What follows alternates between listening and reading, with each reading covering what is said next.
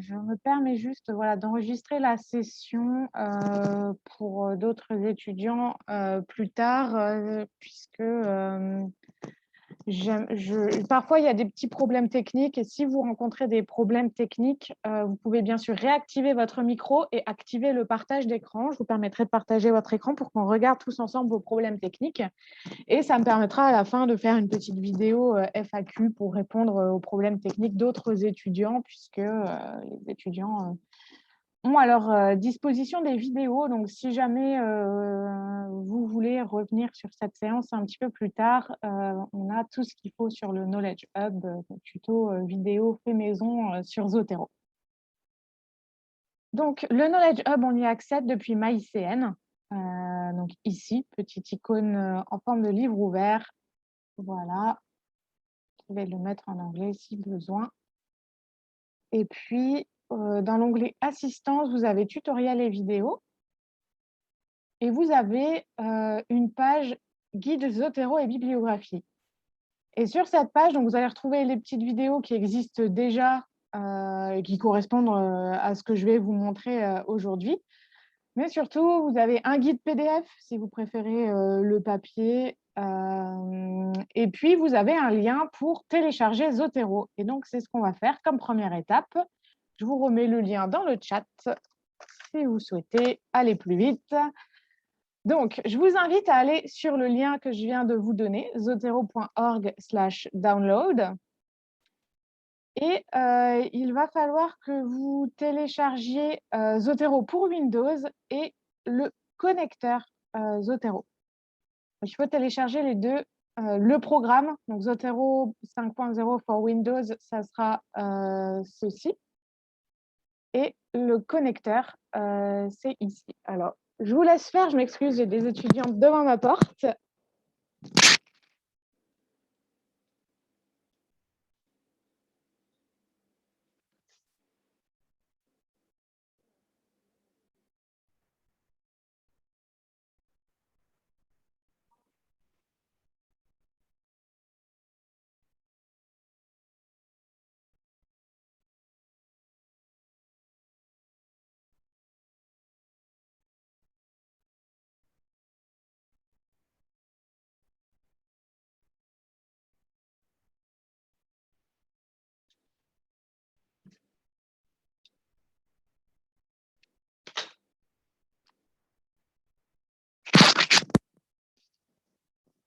Donc, quand vous installez le programme, vous devez avoir donc, cette fenêtre Zotero ici.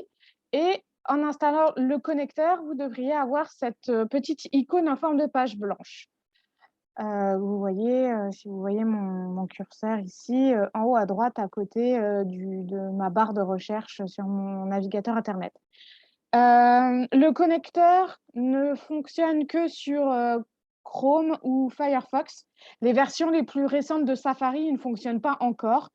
Donc, si vous êtes sur Mac, je vous invite à préférer utiliser Chrome ou Firefox spécialement pour vos recherches. Et puis, Safari, vous pouvez continuer à l'utiliser en dehors de vos recherches, il n'y a pas de souci. Alors, est-ce que vous pouvez me mettre un petit message dans le chat une fois que l'installation est terminée? Pour qu'on puisse avancer. Donc, la première étape, c'est l'installation. Une fois que vous avez terminé, que vous avez bien le programme et que vous avez bien l'icône Zotero en haut à droite, vous me mettez un petit message dans le chat pour me dire que tout est bon. Si vous avez un problème technique, quelque chose qui ne s'affiche pas, qui ne marche pas, un message d'erreur, vous rouvrez votre micro, vous me l'indiquez et je vous donne la main pour partager votre écran.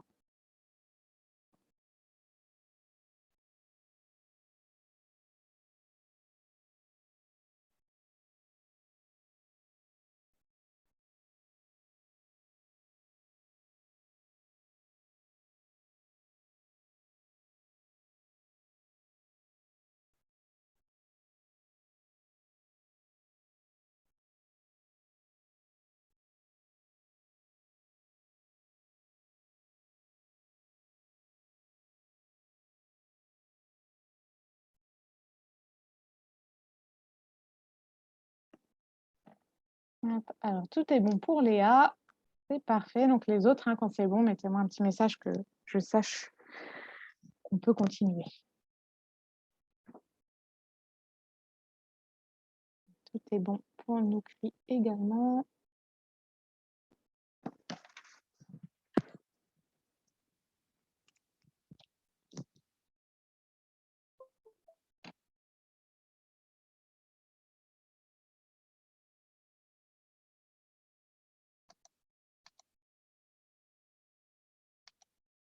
Ok, alors.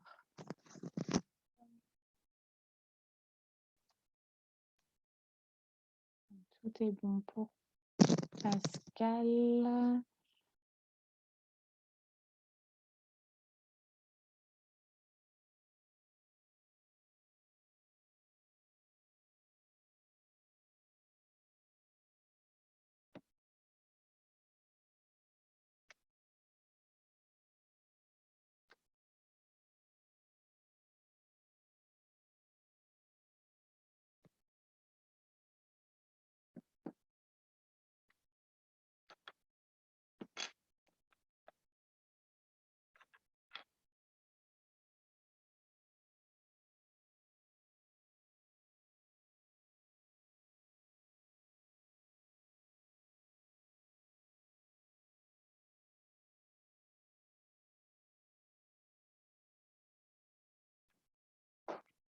Donc, quand c'est bon, hein, n'hésitez pas, mettez-moi bien dans le chat que c'est bon pour vous.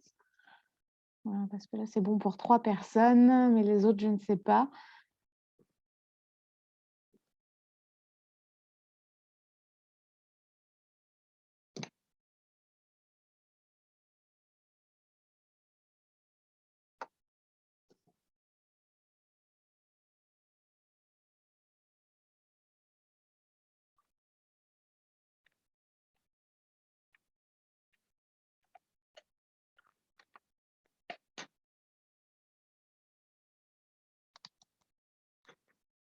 Alors, est-ce que c'est bon pour Yasmine, Honorine, Julia, Lucas, Lucia également? Est-ce que c'est bon pour vous?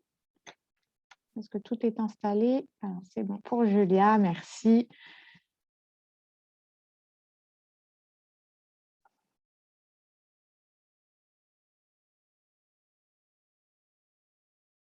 Ok, c'est bon pour Lucas également.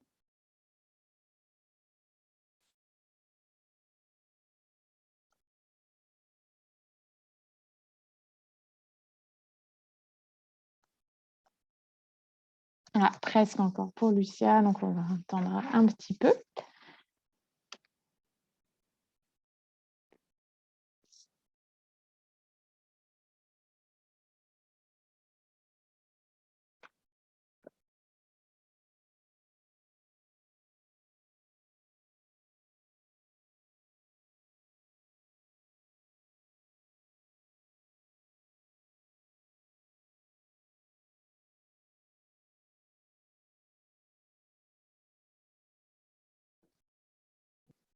Ok, donc c'est bon pour Lucia.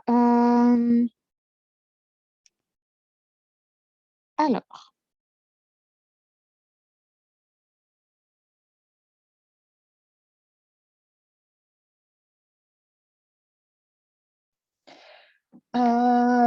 donc Zotero, ça se présente comment? Donc à gauche, vous avez ma bibliothèque dans laquelle vous voyez tout le contenu de votre Zotero. Au milieu, ici, vous voyez tous les documents qui sont ajoutés à votre Zotero.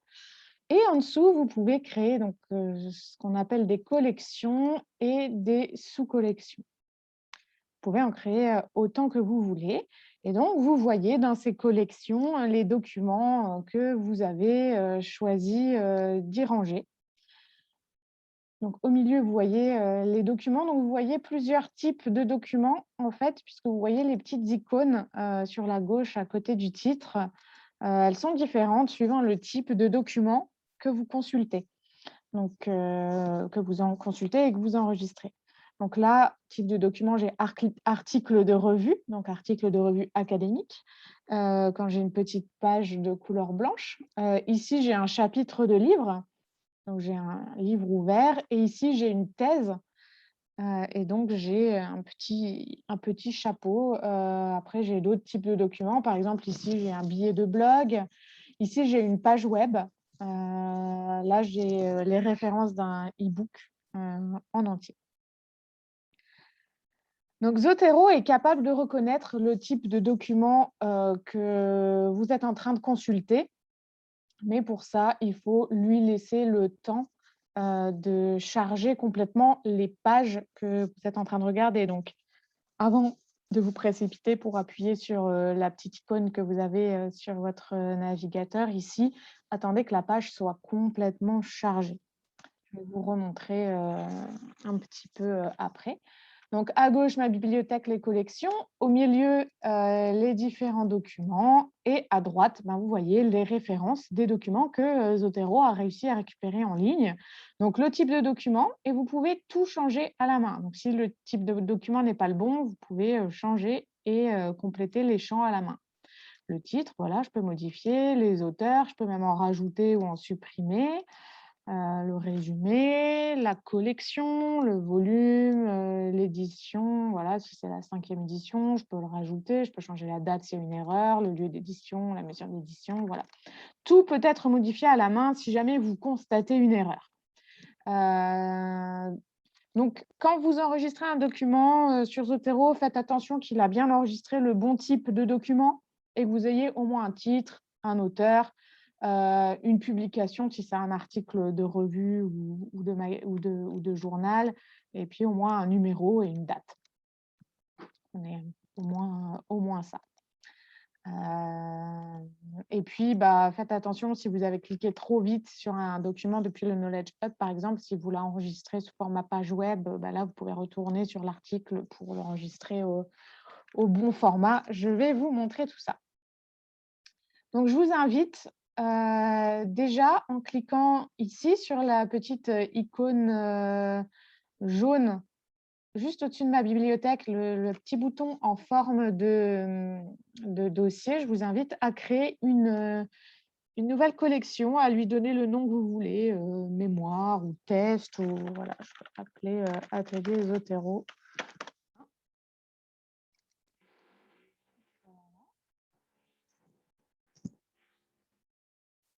Donc, je vous invite à créer ce petit dossier pour qu'on puisse l'alimenter et aller à la fin générer notre bibliographie. Donc, une fois que vous avez créé ce petit dossier, je vous invite à aller sur le Knowledge Hub. Donc, je vais vous remettre le lien dans le chat si vous voulez gagner un petit peu de temps. Et on va regarder comment fonctionne le moteur de recherche avancé et on va ajouter du contenu à Zotero depuis le Knowledge Hub. Comme ça, je vous montrerai non seulement comment ça fonctionne, mais aussi les petites subtilités techniques quand vous ajoutez des documents à Zotero. Donc, le moteur de recherche central, ici sur le Knowledge Hub, il comprend principalement des articles de revues académiques, mais aussi des e-books et des livres qui sont conservés à la médiathèque du campus Artem. Dans les livres, là, vous n'aurez que ceux achetés par ICN. Et puis, vous avez également, si vous utilisez le filtre mémoire ICN, vous avez des mémoires des années précédentes. Donc, on ne publie que les références déjà. Donc, vous nous envoyez un petit mail pour avoir le mémoire, le PDF du mémoire en question, quand vous trouvez des références de mémoire. Et on ne publie que les meilleures mémoires et avec l'autorisation des étudiants. Donc, comme ça, vous n'avez que des bons exemples de mémoire. Si vous choisissez ressources en ligne, vous avez tous les types de documents mélangés, livre, e-book, mémoire et articles de revue académique. Donc, je vais commencer par faire une petite recherche, une recherche simple. Et une fois la recherche simple faite, là, je peux passer à la recherche avancée. Donc, par exemple, je vais faire une recherche sur Luxury Brand, puisque voilà, je travaille sur les marques de luxe. C'est juste un exemple qui me vient en tête comme ça. Donc, sur la page de résultats, je vois que j'ai 278 000 résultats, donc beaucoup trop. Je n'ai pas le temps d'explorer tout ça. À gauche, j'ai déjà une série de filtres que je peux utiliser. Donc, vous avez une petite section qui s'appelle Limit to. Vous pouvez mettre la plateforme en français si vous voulez en haut à droite. Les filtres, ici à gauche, Limit to. Donc, on a forcément le filtre Available in Library Collection, donc disponible dans les collections du service documentation, puisque si je le décoche, je peux avoir des documents qui ne sont pas disponibles. Je peux avoir des documents où je n'ai que les références, parce que les éditeurs scientifiques publient uniquement les références, mais ne mettent pas le document pour qu'on aille pour se faire un petit peu de pub pour leur plateforme personnelle. Donc, le filtre Available in Library Collection, il est toujours coché et laissez-le comme ça, vous n'aurez que des documents que vous pouvez consulter tout de suite. Vous pouvez tout de suite cliquer sur le lien « Lire le document » et comme ça, vous avez tout de suite accès à l'article ou au e-book. Donc, c'est la même chose que Linked Full Text. Voilà, c'est juste qu'en fait, notre moteur de recherche ici, il recherche dans plein de bases de données différentes en une seule fois. Vous voyez là, il va chercher dans Business Source Complete. Si je descends, je vois que je peux aller chercher dans Emerald Insight, par exemple. Voilà, donc en un seul moteur de recherche, je vais rechercher dans plein de plateformes différentes. Donc, ça implique que ces différentes plateformes me renvoient des données, me renvoient les informations sur son contenu. Et du coup, Linked Full Text, c'est la même chose pour différentes plateformes. C'est juste que parfois, ça s'appelle un petit peu différemment. Mais dès que Available in Library Collection est coché, vous aurez les documents. C'est la même chose pour Scholarly Peer-Reviewed Journals. Donc, les revues académiques, ce sont des revues qui publient des articles de recherche. Les articles de recherche, ce sont des articles scientifiques qui sont issus du travail de recherche que fournissent vos enseignants à ICN et dans d'autres universités en parallèle de leur travail d'enseignement. Donc, c'est le résultat de leurs travaux de recherche. Et avant que ça soit publié dans des revues académiques, il y a un peer review committee, donc un comité de relecture, un comité qui relit les articles avant que les articles ne soient publiés. Donc, ce sont d'autres chercheurs qui relisent avant que ça ne soit publié, donc pour éviter qu'il y ait des conflits d'intérêts, pour vérifier que les articles suivent bien une méthodologie scientifique rigoureuse et pour vérifier que les sources sont bien citées, qu'il n'y a pas de plagiat, etc. Donc, les articles de revue académiques, donc vous voyez ici le type de document Academic Journal, c'est vraiment le top de ce qu'on peut lire et de ce qu'on peut utiliser comme document pour un mémoire et c'est vraiment ce qui est attendu que vous utilisiez comme type de document en priorité. Donc, vous pouvez cocher Scholarly Peer-Reviewed Journals pour n'avoir que des revues académiques, des articles de revues académiques avec un comité de lecture, mais je vous recommanderais plutôt d'aller dans Source Types et de cocher le type de document Academic Journals.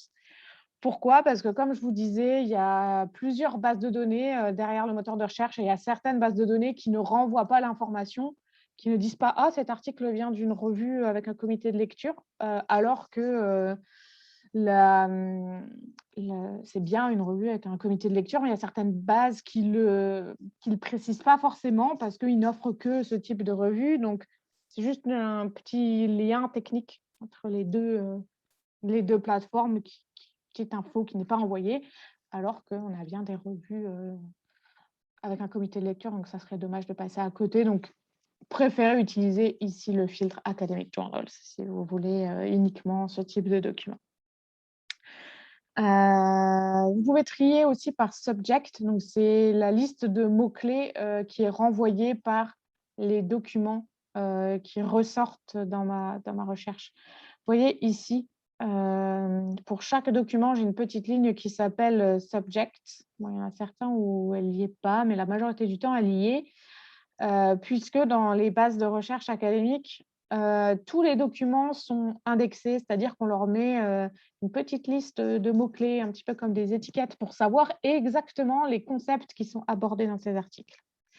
Et cette ligne-là, la ligne Subject, je vous recommande de la consulter, puisque c'est ce qui va vous donner une idée du contenu des articles, mais c'est surtout que ça va vous aider à trouver d'autres mots-clés, des façons différentes de nommer les concepts sur lesquels vous faites vos recherches, et ça vous aidera à rebondir, à combiner vos mots-clés de différentes façons.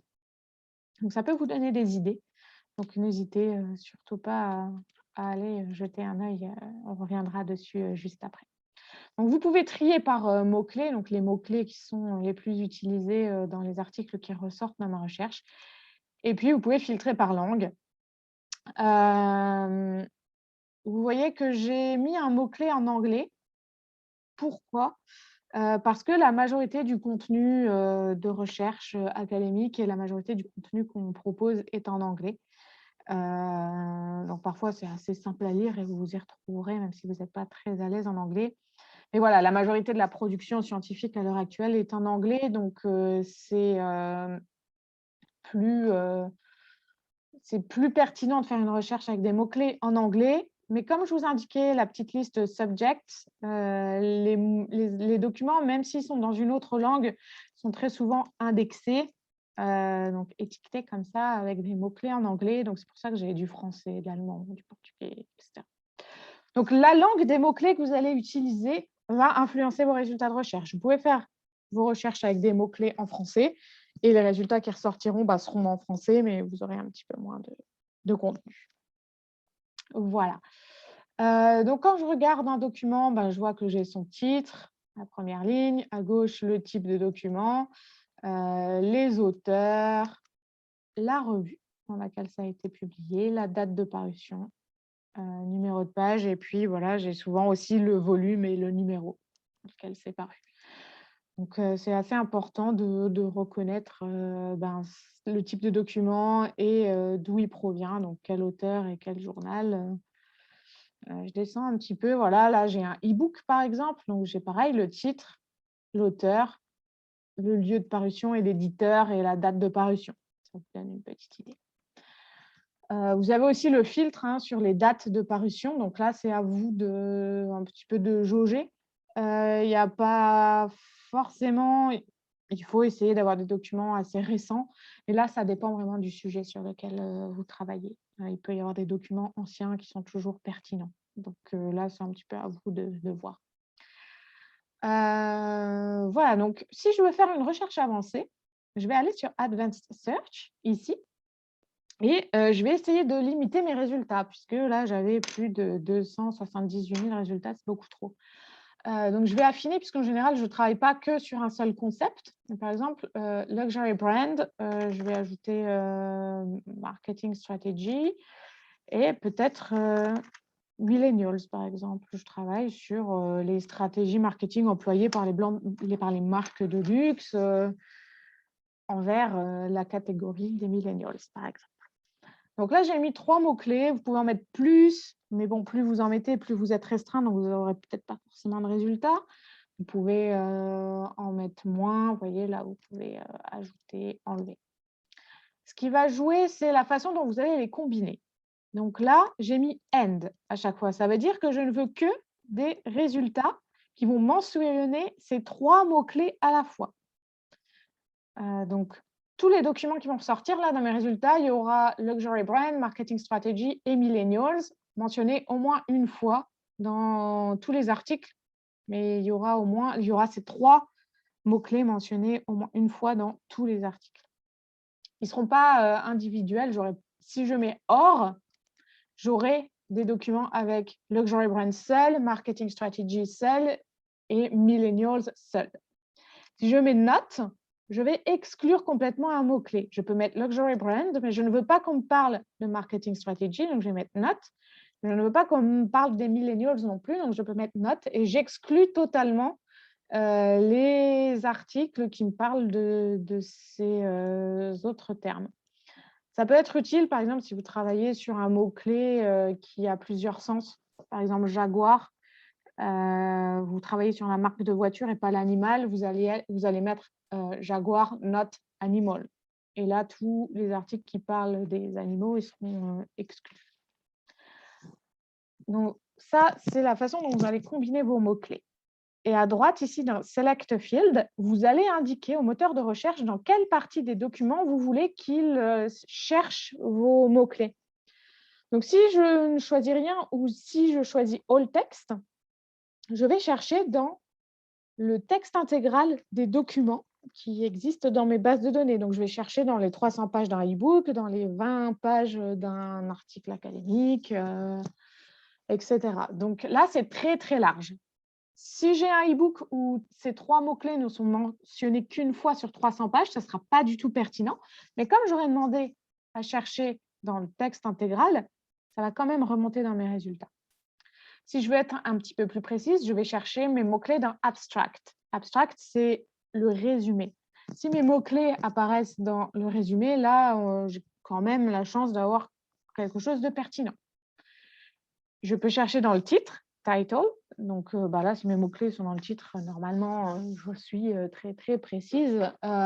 Et sinon, je peux chercher aussi dans subject terms, donc les fameux mots-clés qui servent à identifier le contenu des documents et être sûr que j'aurai bien des articles qui me parlent de ces concepts-là. Donc là, c'est vraiment la façon d'être le plus précis possible. Les autres champs, par exemple, auteur, c'est pour rentrer dans le champ le nom d'un auteur et de n'avoir que les articles écrits par cet auteur en question. Donc là, si vous connaissez déjà le nom d'un auteur dans les sujets que vous étudiez. Journal title, source, c'est si vous connaissez déjà le titre d'une revue académique et que vous ne voulez rechercher que des articles qui sont parus dans ce journal. Donc, vous allez mettre le titre du journal dans le champ et vous allez mettre Journal Title dans le filtre. Puis, ISSN, ISBN, ça c'est des numéros d'authentification d'articles et de revues et de livres que nous, en tant que professionnels, on utilise, mais vous n'allez pas beaucoup vous en servir. Donc, je vais faire une petite recherche sur Subject Terms. Là, je vais être très, très précise. Moi, j'aime bien faire très précis et après élargir si je n'ai pas de résultat. Donc là, je vais voir un petit peu ce que ça donne. Voilà, là, par exemple, j'ai qu'un article. Est-ce que j'aimerais pas en avoir un peu plus? Parce que là, j'étais vraiment trop précise. Donc, je peux élargir. Je vais chercher plutôt dans le résumé, voir ce que j'obtiens. Sinon, je peux enlever un mot-clé. Par exemple, je peux enlever Luxury Brands ou je peux enlever Marketing Strategy. Je peux adapter. En fait, il n'y a pas de bonne ou de mauvaise façon de faire une recherche. C'est juste qu'il faut le refaire tout le temps. Faire, refaire, changer de mot-clé. Par exemple, est-ce que Luxury Brand, c'est un bon mot-clé ou est-ce que Marketing Strategy, c'est un bon mot-clé? Est-ce que je ne pourrais pas utiliser Branding, par exemple? Voilà, je peux vraiment m'adapter. Est-ce que je ne peux pas mettre des guillemets? Parce que là, je vois que parfois, il me cherche brand tout seul. Mais si je veux vraiment luxury, il faudrait que je mette des guillemets.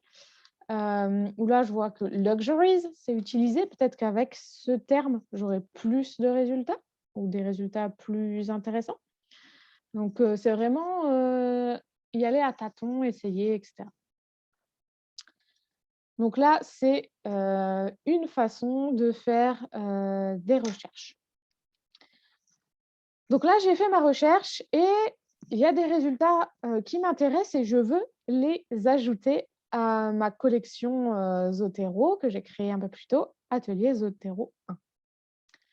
Donc là, je regarde ma petite icône Zotero en haut à droite de mon navigateur.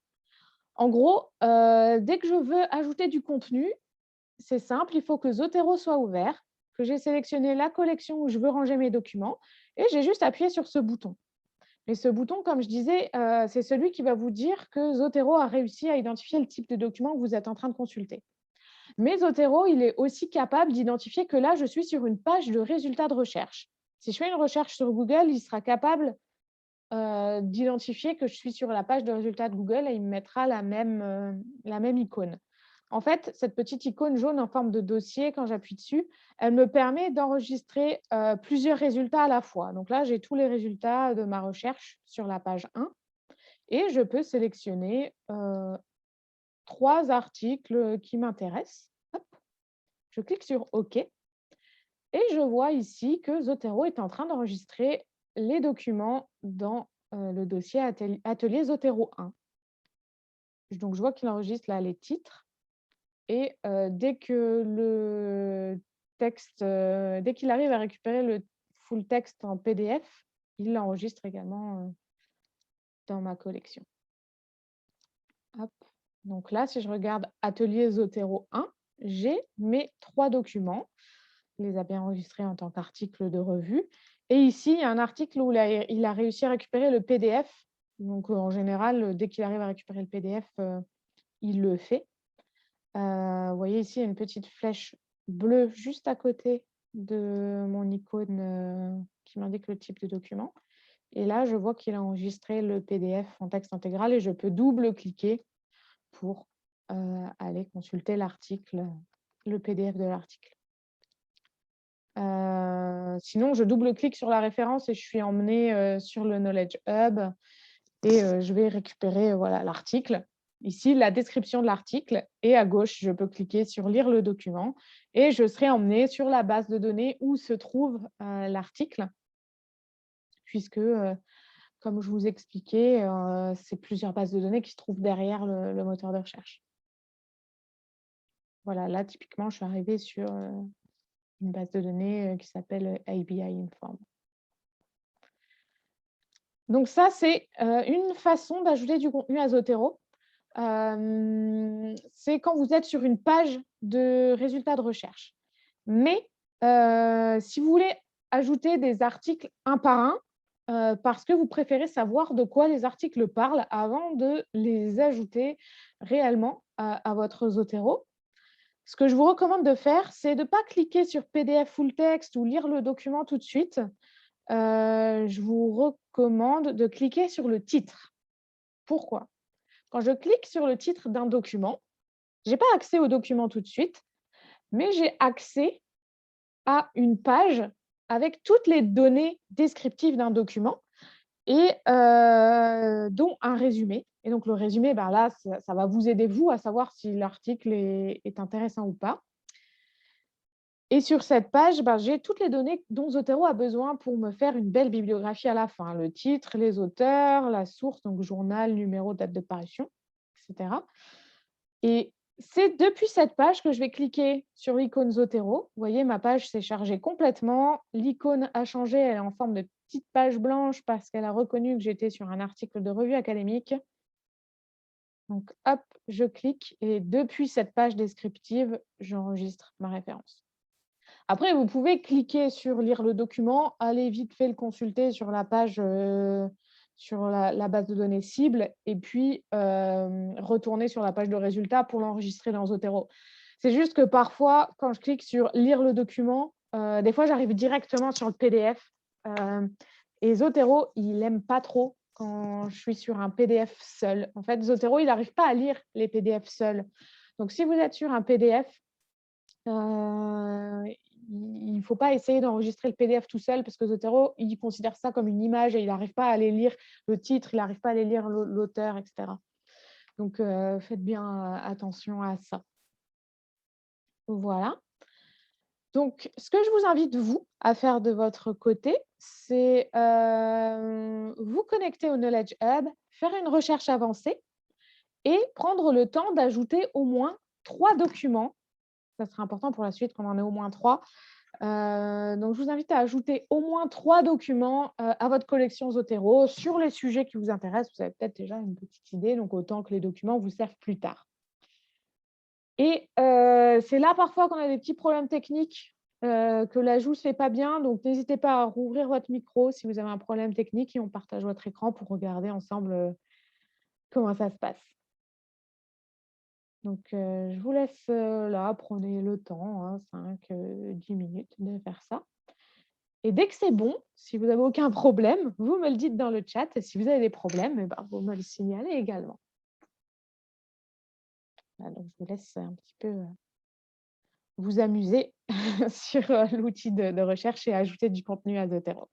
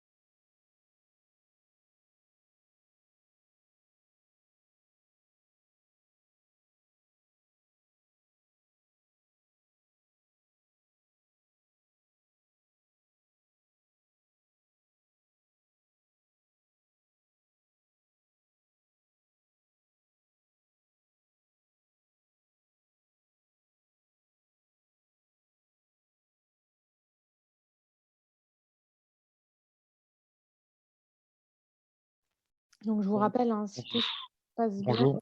Oui, bonjour. Oui, bonjour. Excusez-moi. Alors, du coup, j'ai essayé de faire la démarche. Mmh. Malheureusement, j'ai réussi à enregistrer qu'un seul article sur Zotero. Mmh.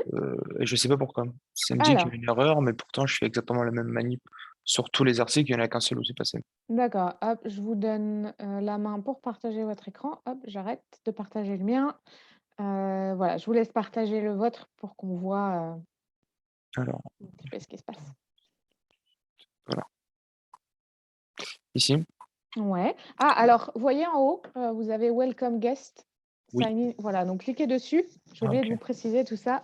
Cliquez dessus en mettant vos identifiants, MyICN et du coup, là, normalement, Zotero, il devrait, comprendre que vous êtes connecté et réussir à accéder à tout le contenu. Donc vous avez, cliqué, voilà, parfait, sur la petite Celui-ci, je l'ai icône. déjà, donc c'était celui-là ici. Ah, alors là, je vois, ouais, je voyais comme vous avez choisi de partager que votre, Ah, normalement, je suis dessus, là. Vous ne voyez pas non plus? en fait, non, vous avez fait le choix de partager que, votre navigateur. Ouais, c'est ça. Mais Bah, du coup, attends. je vois pas le programme. Il Ok, faut bah, partager votre écran complet. je vais vous partager le programme. Là, du coup, c'est mieux. Ouais, voilà, donc là, je vois le programme. Voilà, du coup, c'est bon, ça a Ouais, fonctionné. bah, tous vos articles sont enregistrés, ouais. OK, du coup, fallait Oui, juste se c'est ça. connecter, J'ai quoi. oublié de le préciser parce que moi, comme je suis sur le campus, j'ai pas ce petit écran jaune, cette petite bande jaune en haut. Mais dès que vous voyez, dans tous les cas, Zotero ou pas, dès que vous voyez la petite bande jaune en haut, Welcome guest, login for full access, cliquez dessus pour, comme ça, vous n'avez pas à vous réidentifier à chaque fois que vous cliquez sur lire le document. OK, très bien, bah, merci beaucoup. De rien.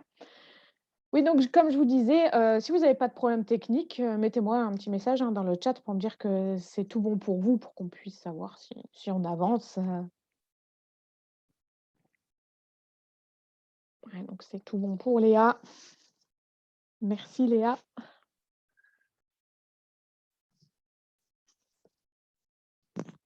Parfait pour Pascal également, pour Lucia. Super. Donc ben, pour Noukri, c'était bon aussi, hein. Pour Julia, très bien.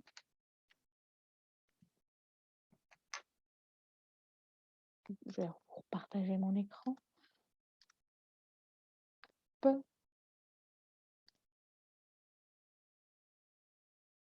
Voilà, donc on attend encore un petit peu. Pour les autres index, c'est bon, dites-le moi. Ok, c'est bon pour Honorine, merci.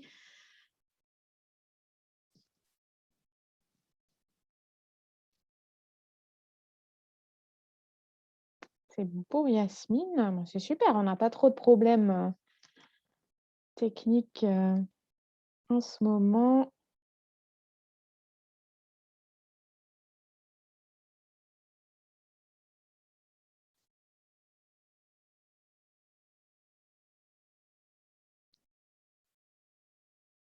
Alors, est-ce qu'il y a encore d'autres personnes qui ont besoin de temps?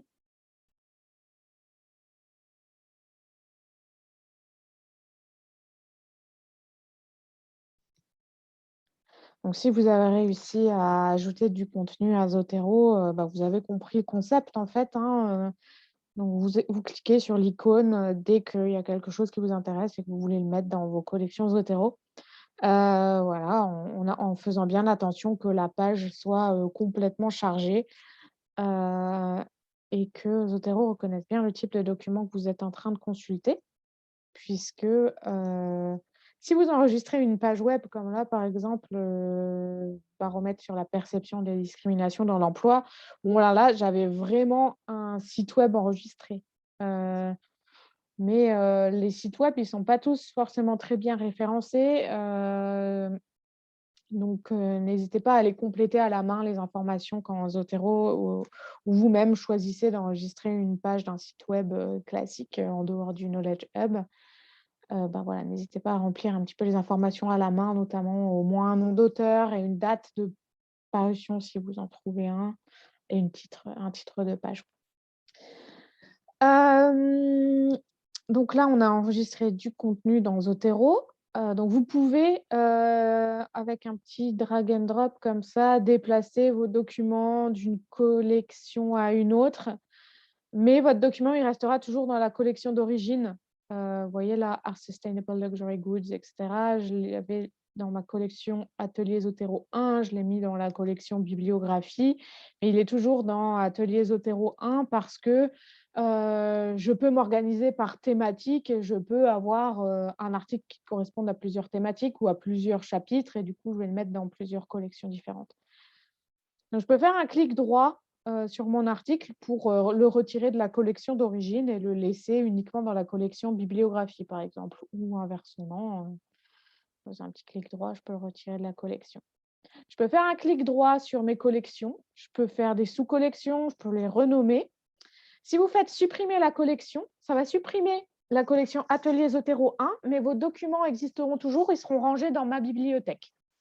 Si vous faites supprimer la collection et ces documents, là, vous allez tout enlever. Et puis, pour créer une bibliographie, c'est ce qu'on va voir tout de suite. Mais on va le voir d'une autre façon qu'en faisant un clic droit sur une collection. Avec un petit clic droit sur les documents, vous pouvez aller les voir en ligne, les afficher dans ma bibliothèque. Vous pouvez ajouter des notes en faisant un clic droit ou ici. Les notes que vous ajoutez, vous pouvez, elles seront personnelles en fait. Donc là, vous ajoutez vraiment ce que vous voulez. C'est comme si vous preniez des notes sur les articles, sur les documents. Elles n'apparaîtront pas dans votre bibliographie. Marqueurs, c'est les mots-clés qui servent à identifier les documents. Donc, vous voyez ici, là, vous avez toute la liste des mots-clés qui sont utilisés par les articles dans votre collection Atelier Zotero 1. Donc, vous pouvez rechercher, si je veux voir que les articles qui mentionnent Singapour, je vais cliquer dessus et puis je n'aurai que cet article. Après, par contre, il faut que je reclique dessus pour l'enlever. Ici, vous avez un petit moteur de recherche qui cherche que dans votre collection. Vous pouvez vous mettre dans ma bibliothèque et vous pouvez rechercher dans tout ce qui existe. Moi, j'ai beaucoup de contenu. Voilà. Et puis, Connex, vous pouvez faire des liens entre les articles dans différentes collections parce que vous pensez que les articles sont liés les uns avec les autres et qu'ils sont intéressants. Là, c'est vraiment vous qui faites les liens comme vous voulez, sur les critères que vous voulez. Voilà, donc si tout va bien pour vous à ce stade, on va passer à la deuxième partie, enfin la troisième partie même, qui est citer ses sources et générer sa bibliographie. Donc là, on a enregistré des documents qu'on a effectivement ou qu'on compte effectivement utiliser dans notre mémoire. Donc, si vous avez Microsoft Word, je vous invite à l'ouvrir et à vérifier, comme vous voyez sur mon écran, que vous avez ce petit menu Zotero. Donc, Zotero vous a installé un petit menu dans la barre d'outils Word. Je vous invite à vérifier que vous l'avez. Si vous ne l'avez pas, vous pouvez me l'indiquer dans le chat ou à l'oral et on regarde ensemble pour le réinstaller. Ce menu, par contre, ne s'installe pas sur Pages si vous utilisez Pages parce que vous avez un Mac. C'est la petite limite. Mais vous pouvez avoir Word gratuitement depuis votre boîte mail MyICN puisque c'est une boîte Outlook et dans les paramètres, vous pouvez télécharger toute la suite Outlook avec Excel, PowerPoint, etc. Donc, est-ce que tout le monde a ce petit menu Zotero? Non. Alors, vous ne l'avez pas. Du coup, alors, Non plus, je ne l'ai pas. d'accord. Donc, Julia et Honorine, c'est ça? Oui, c'est ça. Ok, alors j'arrête le partage de mon écran. Hop, je vous nomme, hop, je vais vous nommer co-hôte pour que vous puissiez partager vos écrans. Voilà. Honorine et Julia, hop, que je vous retrouve. Voilà. Je sais pas, Julia, si vous voulez commencer par partager votre écran.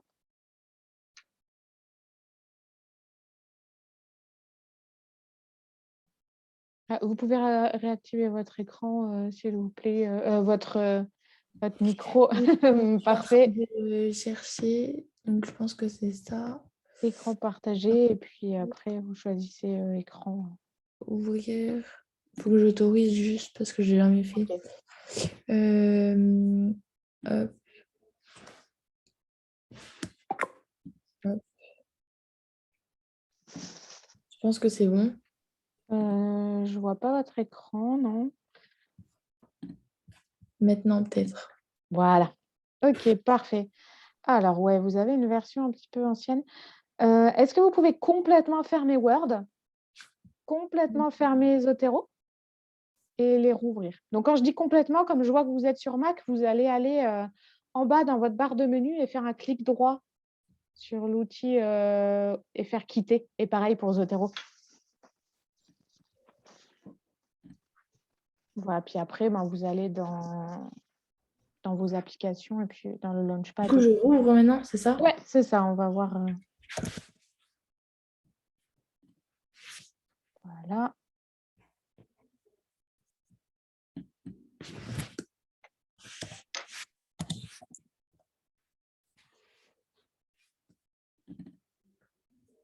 Voilà, parfait. Vous voyez en haut. Ah, top, ouais. Voilà. Ok, merci. Parfait.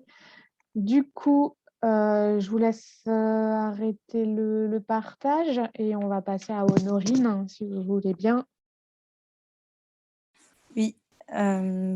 Juste, Julia, je pense que vous arrêtiez le partage. Il est enlevé là ou pas? Pas encore, non. Arrêtez. Voilà, parfait. Hop. Je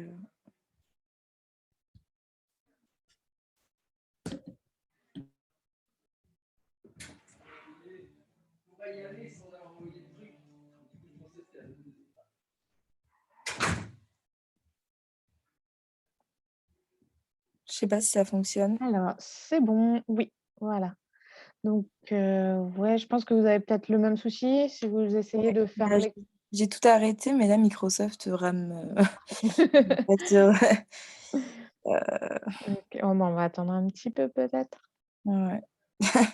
Ou il n'est pas caché derrière le programme? Je vais regarder. Hop. Non, non, Ah non. non. Alors, Bah, des fois, si Et vous essayez de le refermer, voilà, avec un clic droit. bah, en fait, là, je viens juste de le refermer et je viens de le réouvrir, mais je sais pas. Mais je pense que ça va faire la même chose, du coup, je pense que ce sera bon. Oui, c'est possible que ce sera Mmh. bon si vous avez une version Word Mmh. officielle mise à jour, normalement. Bah, ouais, ouais, ouais, je pense, ouais, ouais, il est à jour normalement, donc bah, si vous voulez, je vous tiens au courant, mais je pense le Ça temps que ça marche, s'ouvre, ouais. du coup, OK. je vais peut-être arrêter. Le Arrêter, partage, voilà. Je vous tiens au courant. ça marche. Voilà. Il y a d'autres personnes qui ont un souci?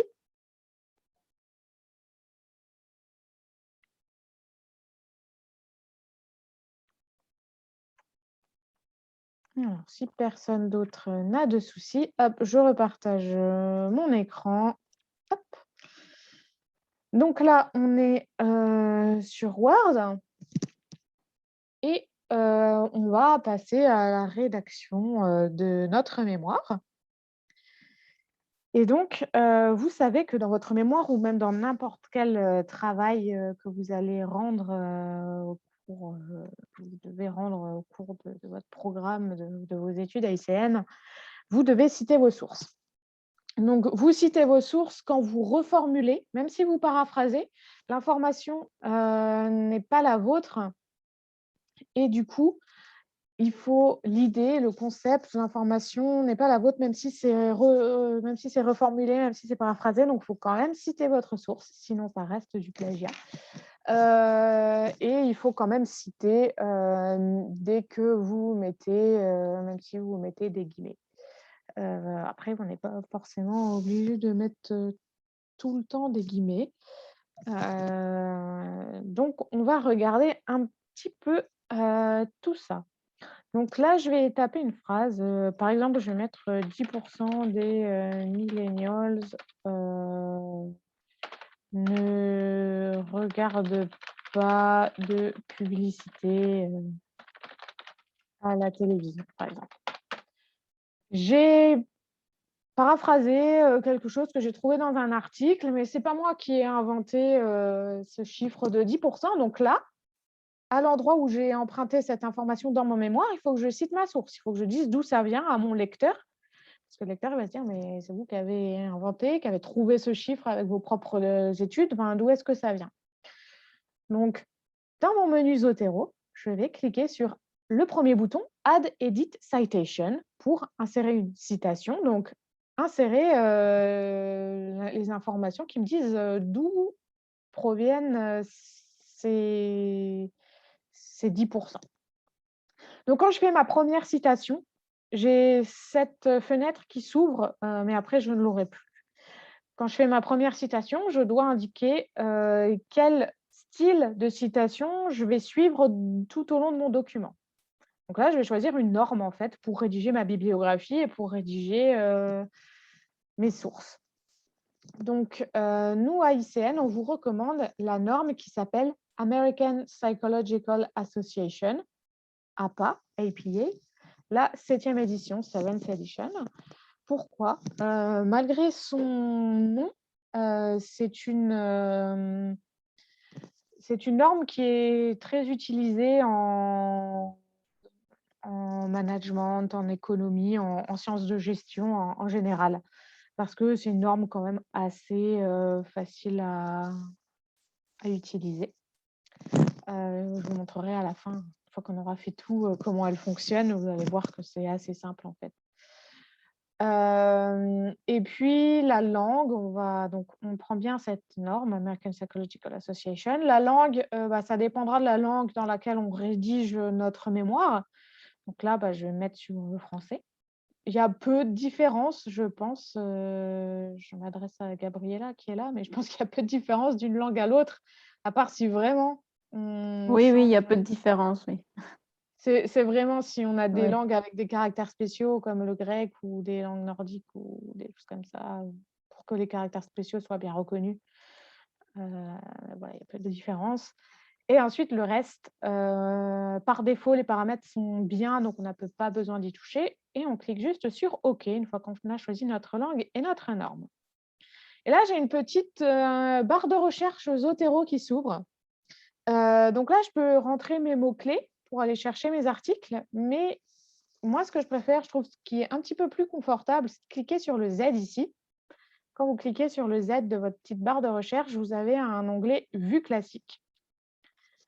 Et la vue classique, ça vous permet d'avoir une mini version de votre bibliothèque et je trouve que c'est un peu plus facile à naviguer et de trouver l'article où se trouve l'information que j'ai empruntée. Donc, on va dire que je vais choisir Atoile et Al, par exemple. J'ai trouvé cette info dans cet article. Je clique sur OK. Et je mets un point final à ma phrase. Et Zotero m'a inséré ma citation suivant la norme APA. Donc là, on est sur une version courte puisqu'on est dans le corps du texte et on verra à la fin que dans la bibliographie, on aura la version longue avec le titre complet, le numéro, le nom de la revue, le numéro de la revue, etc. Donc là, j'ai fait une première citation et je vais continuer mon mémoire. Donc, je peux dire que les réseaux sociaux sont le meilleur moyen de toucher les millennials, notamment, je sais pas, notamment Facebook. Les plus jeunes ne sont plus sur Facebook, comme nous l'avons constaté avec les étudiants en bachelor. Alors, du coup, là, pareil, hein, j'ai trouvé cette information dans un autre document, donc je vais faire Add Edit Citation. De nouveau, je vais dans Vue classique et je choisis un autre article. Par exemple, j'ai trouvé ça dans Timperio et Al. Hop. Je fais OK. J'ai mis ma citation, je mets mon point et je peux faire voilà, une autre phrase. Par exemple, selon, je peux faire par exemple selon Timperio et Al.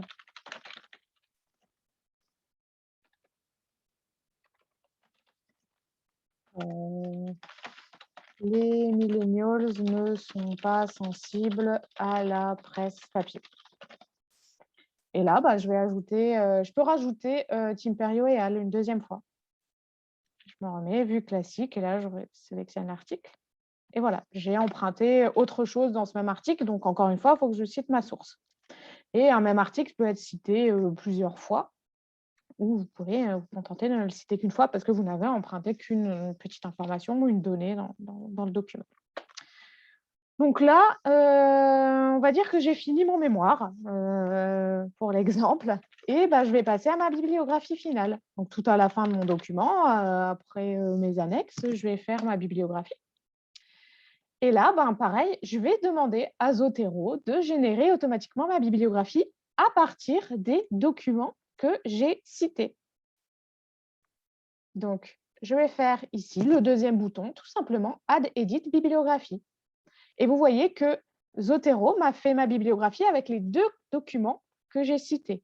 Timperio et Al, je l'ai cité 2 fois, mais je ne le retrouve qu'une fois dans ma bibliographie. Zotero a cette intelligence de savoir que voilà, on parle du même article plusieurs fois. Et puis, je retrouve aussi Atoile et Al 2019. Donc, je vous invite à faire la même chose de votre côté. Allez dans votre document Word, mettez du texte, des petites phrases comme ça au pif, et citez, faites au moins 2 citations, citez 2 documents différents, puis générez une bibliographie à la fin pour voir un petit peu comment ça se comporte, comment ça fonctionne, et puis me dire si vous avez des petits soucis. Mais si tout va bien, dites-moi que tout va bien. Madame, j'ai une question. Pardon, merci Gabriella. Oui. Concernant la rédaction de notre mémoire pour, les idées, que l'on va relever des documents et des revues, c'est obligatoire de mettre la ressource à chaque fois si à plusieurs reprises, on fait écho, au même article, par exemple? Oui, puisque vous allez le faire à plusieurs endroits, mais si c'est tout au même endroit et que c'est tout un paragraphe, vous pouvez le mettre à la fin du paragraphe. D'accord, très Vous bien. voyez ce que je veux dire? Et pareil pour la bibliographique, c'est format APA, du coup? Oui, voilà, là, en fait, j'ai plus rien à changer parce que là, c'est le format APA, ça respecte exactement le format APA. Donc, le OK. moindre point, la moindre virgule, la façon d'écrire le nom des auteurs avec juste l'initiale du prénom, les trucs en italique, tout ça, c'est la norme et j'ai plus rien à changer. D'accord. Même l'espacement là qui est moche, j'ai plus rien à changer. Et en fait, la norme à part, comment elle fonctionne? Elle fonctionne par système de référence. En fait, là, je vais lire la phrase, 10% des millennials, et cetera. Je vois que ça vient de Atwell et Al, donc je vais aller au A. Ça fonctionne par ordre alphabétique. Et je vois A, Atwell, je vois la date, 2019. Je me dis, ah, bah, c'est le bon article. Donc là, je vois le titre, l'auteur, enfin, je vois le titre, la revue, et là, je peux aller rechercher l'article en ligne si besoin. En fait, ça fonctionne par la bibliographie finale, selon la norme APA, c'est par ordre alphabétique du nom du premier auteur de l'article.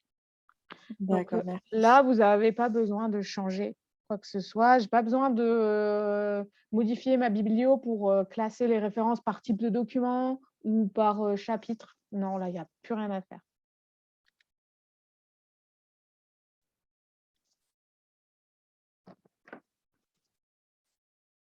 Voilà, donc je vous laisse encore un petit peu de temps. Madame, excusez-moi, Ouais. est-ce que vous pouvez refaire la manipulation pour la bibliographie, s'il vous plaît? OK, alors du coup, je commence par écrire, un petit peu de texte. Je dois forcément faire une citation, donc je fais add edit citation. Donc là, j'ai mon petit moteur de recherche Zotero qui s'ouvre. Moi, j'aime bien cliquer sur le Z et faire vue classique et je vais aller chercher le document où j'ai trouvé, l'information. Par exemple, là, j'ai trouvé dans Rowling et Sadachar. Hop, je clique sur OK. J'ai inséré ma citation. Et ensuite, je clique sur Add Edit Bibliographie pour générer la bibliographie. Bon, là, je vais pas recliquer parce que je l'ai déjà fait. Si je reclique, bah, ça va juste la mettre à jour et ça me propose de modifier des choses si j'ai à les modifier. Mais bon, là, moi, j'ai rien à modifier. Et du coup, vous voyez là, par exemple, si vous êtes en train de suivre sur mon écran, que j'ai ajouté un troisième article et la bibliographie s'est mise à jour automatiquement avec le troisième article. En fait, vous n'êtes pas obligé de générer votre bibliographie d'un seul coup à la fin. Vous pouvez la faire au fur et à mesure et elle se mettra au fur et à mesure à jour chaque fois que vous rajoutez de nouvelles références. OK, très bien, merci. Voilà. Donc, c'est d'abord, on ajoute nos citations et après, à partir des citations, ça va générer la bibliographie. Et vous voyez que ça ne génère la bibliographie qu'à partir des documents que j'ai cités en utilisant le premier bouton Add Edit Citation. Si dans ma collection Zotero, j'ai des documents que je n'ai pas cités, ils ne vont pas apparaître dans ma bibliographie parce qu'une bibliographie, ça ne doit contenir que des documents que j'ai effectivement utilisés, dans lesquels j'ai vraiment emprunté des informations et que j'ai effectivement cité Si j'ai lu un livre et que j'ai rien emprunté, que j'ai rien cité, ben, je ne vais pas le mettre dans la bibliographie.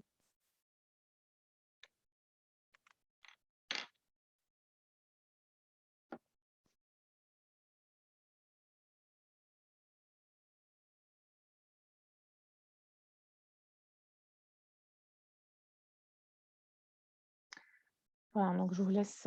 Donc c'est bon pour Julia, pour Honorine. Bah, les autres, hein, n'hésitez pas à me dire quand c'est bon, quand vous avez réussi à faire vos petites citations, votre bibliographie, que tout vous semble normal. Ça, je peux passer à la suite pour vous donner quelques petites indications supplémentaires, des petites choses à savoir. Pas tout casser.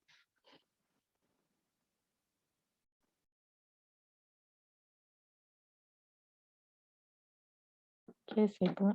Pour Noukri, Léa, Honorine, Julia. Est-ce que pour Gabriella, c'est bon?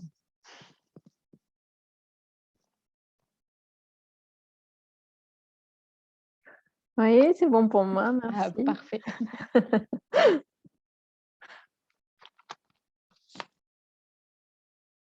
Voilà, est-ce que pour Yasmine, tout va bien? Lucia, Pascal?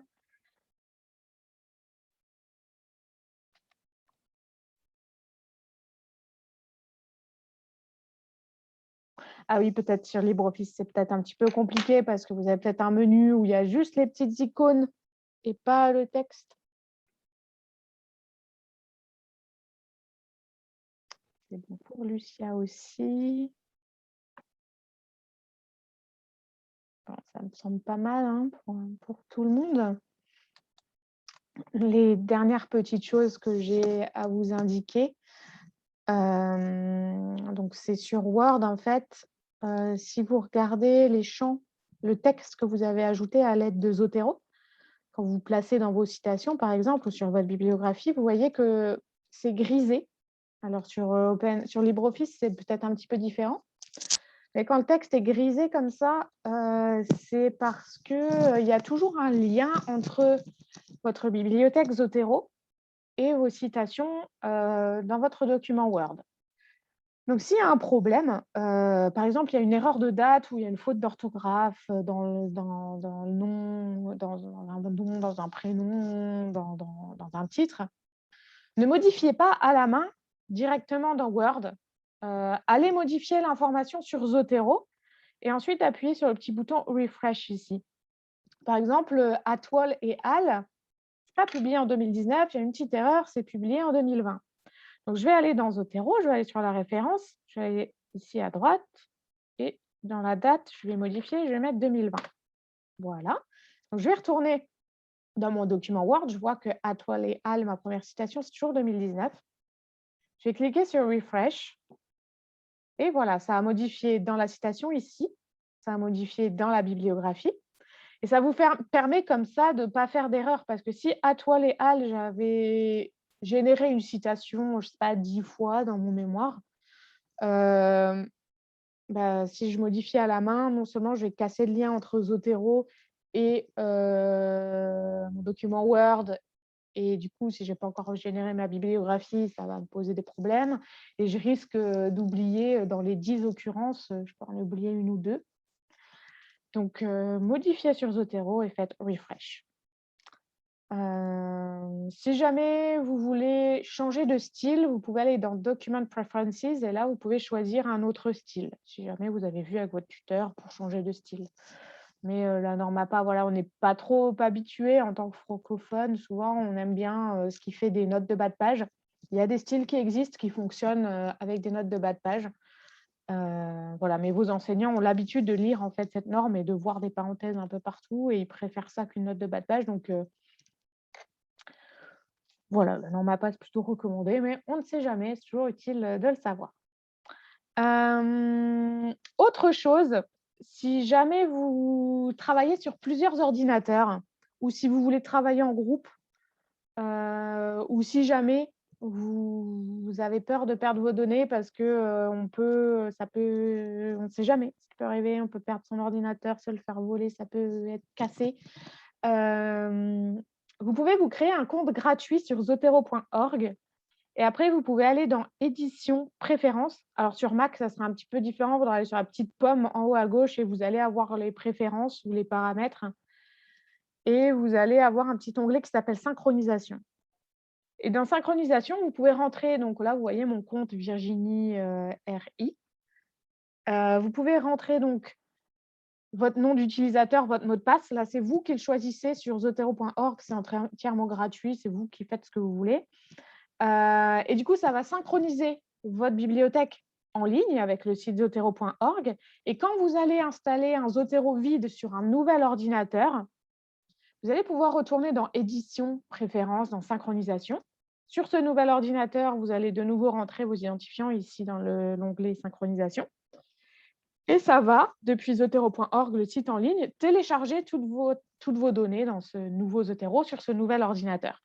Comme ça, vous pouvez avoir 2 ordinateurs en parallèle ou si jamais vous avez perdu votre ordinateur, vous faites l'acquisition d'un nouvel ordinateur, vous pouvez faire comme ça. Ou travailler à plusieurs avec les mêmes identifiants et vous partagez le même Zotero, par exemple.